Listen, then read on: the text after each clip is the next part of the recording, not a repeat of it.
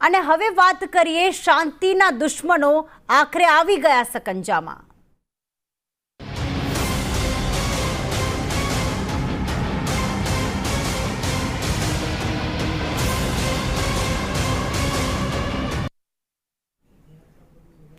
દહેગામના બહિહલ ગામમાં બબાલને લઈને પોલીસ કાર્યવાહી કરવામાં આવી। પોલીસે બબાલને લઈને 83 સામે નામજોગ ફરિયાદ નોંધી છે। 1500ના ટોળા સામે પોલીસ ફરિયાદ નોંધાઈ। પોલીસે 60થી વધુ આરોપીઓનું રિકન્સ્ટ્રક્શન પણ કર્યું। મોડી સાંજે ઘટના સ્થળે આરોપીઓનું રિકન્સ્ટ્રક્શન કરવામાં આવ્યું। હત્યાના પ્રયાસ સહિતની કલમો હેઠળ ફરિયાદ દાખલ થઈ ચૂકી છે, જ્યારે સરકારી પ્રોપર્ટીને નુકસાન પહોંચાડવા મામલે પણ ફરિયાદ દાખલ થઈ।